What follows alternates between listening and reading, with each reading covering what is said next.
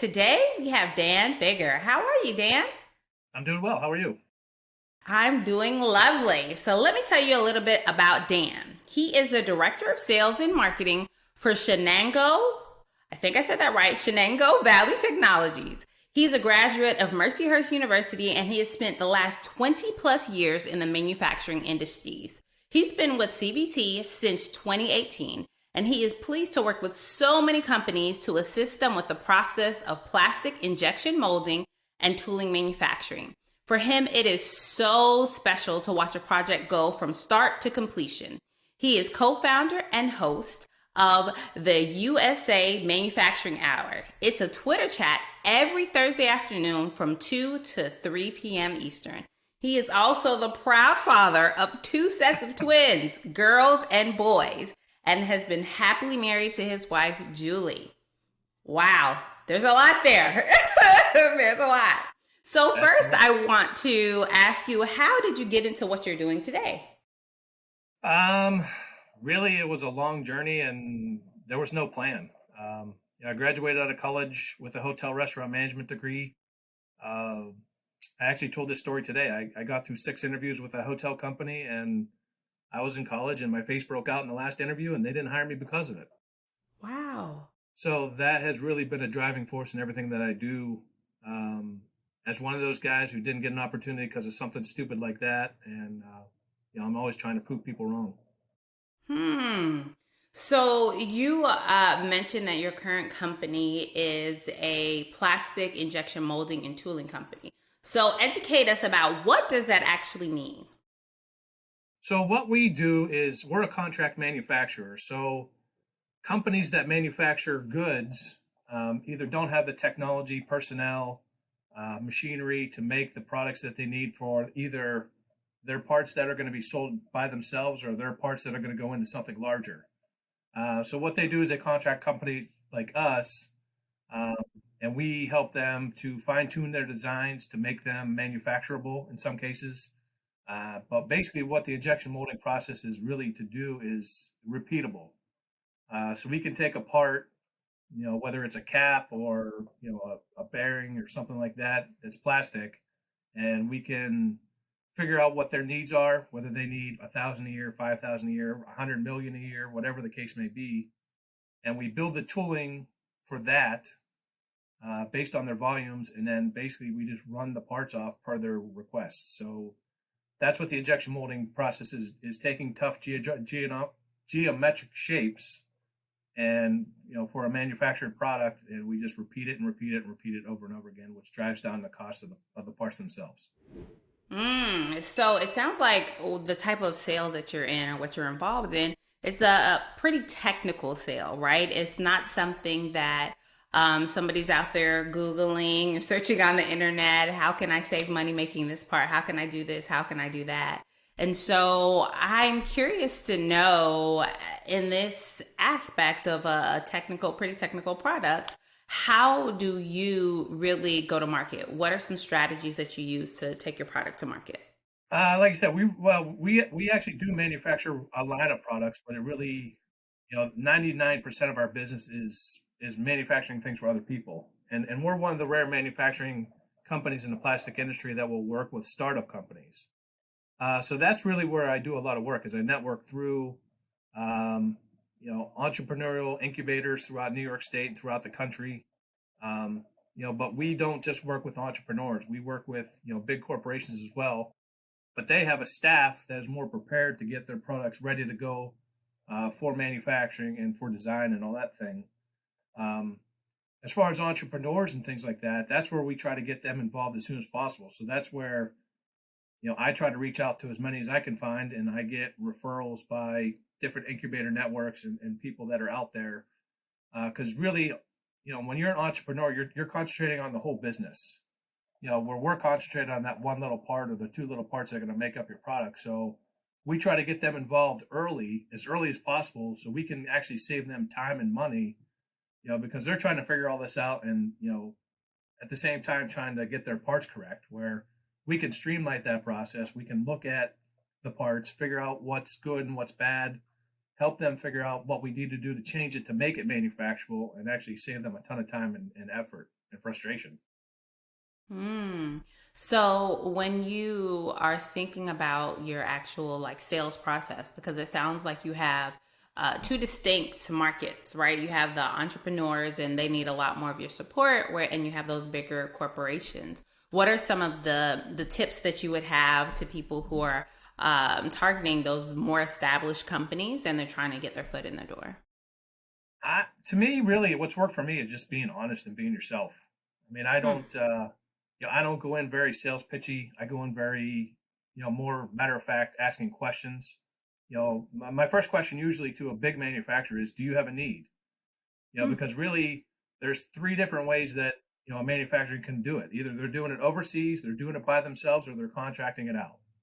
So that's the first thing you try to figure out is what are they, I can look at their website and sort of get an idea that they might be doing it, but it might not be a need. So that's another thing is, A, is there a need? And then where are you manufacturing your parts? Is there a problem? Like with COVID-19 and the pandemic, a lot of companies are looking to reshore out of China. So that's really where I focus on. I don't really focus on stealing jobs from other companies. I really focus on bringing things back from overseas. Okay, okay, that's good. And so it sounds like your value proposition is not necessarily, hey, I'm going to take business from my competitor down the street. It's let's bring manufacturing back to the US. Yeah, and that's exactly what I'm a big proponent of. And that's really what USA Manufacturing Hour is about. It's about all these companies are out there doing different things, and they all sort of work in their own little corner of the world, and they don't get out of that corner of the world. So I'm in plastics. I reach out to other plastics companies because we work with other plastics companies. So let's just say you're a plastics company and you're running something. You might be overloaded and need help with a situation or a job that you have that you need to get done in a certain time frame. So that's where we can help with that. We can help them, and other companies help us.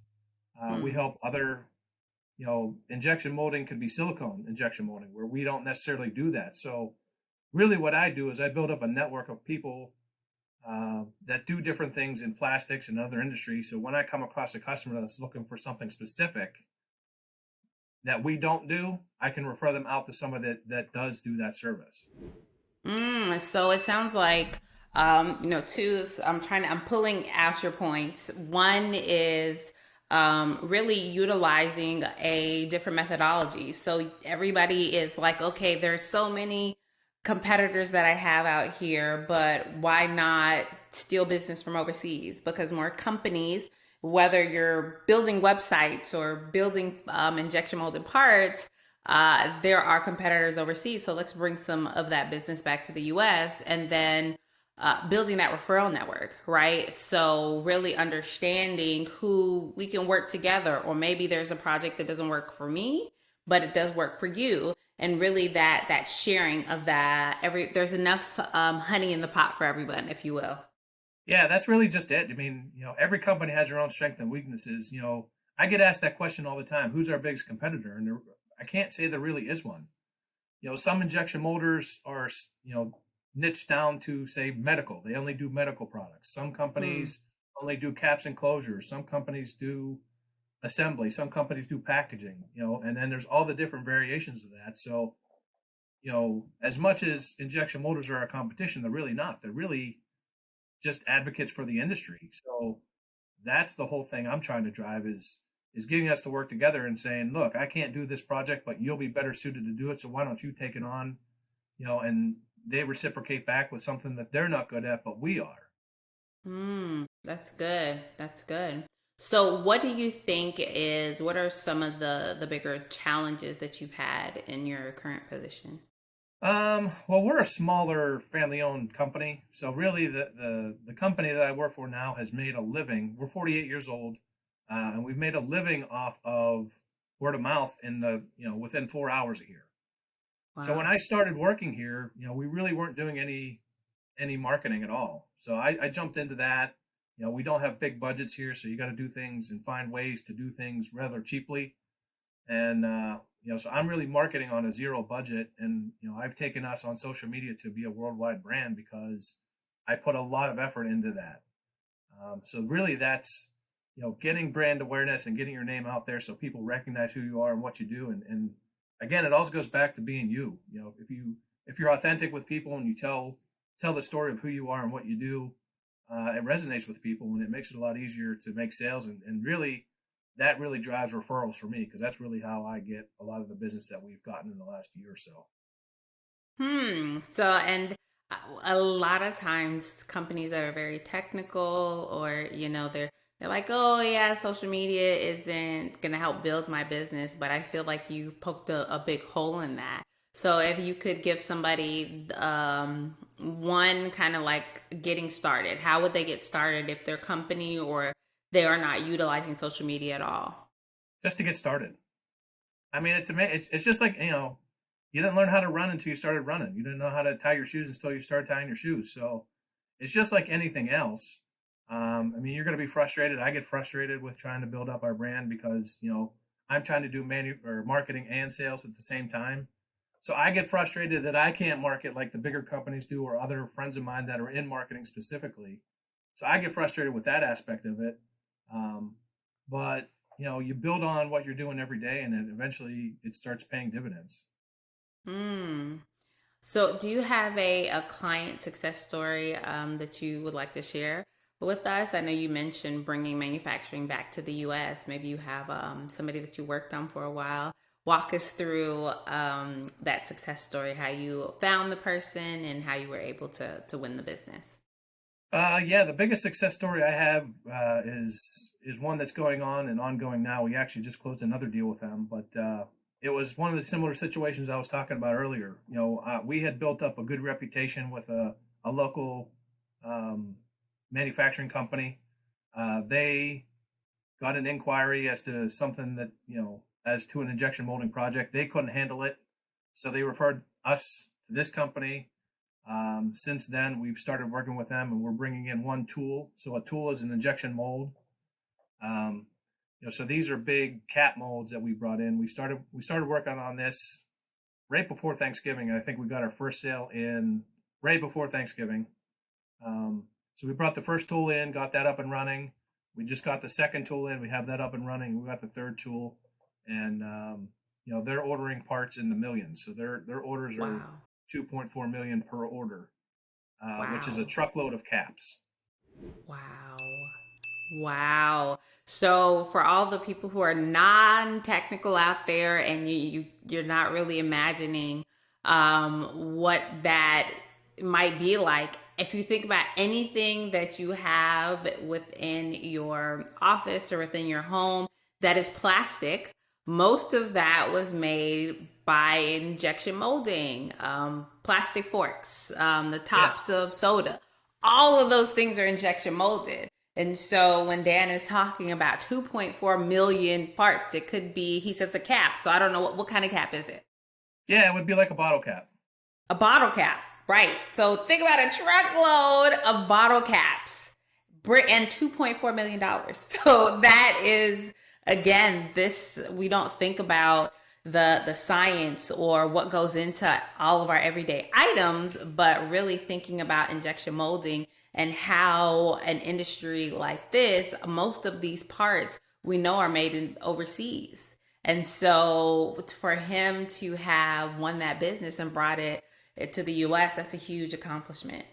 Well, just to give you an idea of the project, the tools make 48 caps at a time. So every time the mold opens and closes, it makes 48 caps, and we do that every 18 seconds. Wow. Wow. That's awesome. So That's it's amazing. basically just a waterfall of caps. I love walking in an injection molding plant and you just see all of the stuff that's happening. It just happens so fast. It's like pellets in, parts out, pellets in, parts out, right? It's just That's so basically fast it. and it's so fascinating to see. Yeah, I love the industry I'm in. It's a very open industry, and people are willing to talk and work together, and I enjoy that part of it. I enjoy, like I said, taking a project from concept to all the way through the process and getting it all done, and watching it roll out and then be sold, across the world, really. That it has to be amazing to see. This again, it's pellets in, parts out, and then that part might go to Italy or China or Mexico or right next door, right down the street, right to New Jersey. and knowing that the work that you're doing is really impacting millions and millions of people. That's good. So Dan, if people want to get in touch with you, what's the best way? I'm very avid on LinkedIn, so you can catch me there, or you can check out Shenango Valley Technologies website where you can connect with me there. I'm also on Twitter. Our Twitter handle is @CVT Plastics. Awesome. And also every Thursday afternoon from 2 to 3 Eastern, you can catch the USA Manufacturing Hour and get Dan live there. Well, that's actually a group concept. So what we do there is somebody hosts on a different topic, and we just share ideas to make us all better. So it could be a topic as far as marketing, it could be HR, it could be Industry 4.0, automation, whatever it is. We talk about different topics every week. That's awesome. That's cool. And again, it's not necessarily all technical. It's not necessarily all business. It's people come from different aspects. So I think that's amazing. You're doing some really good work out there, really changing the way the industry is seen and how how you can market these types of companies and be out front of customers and acquire them on digital channels. That's exactly what I do every day. I love it. Well, thanks again so much, Dan, for spending some time with me today. I learned a lot, and I know our audience thoroughly enjoyed it. Thank you for having me. I appreciate it.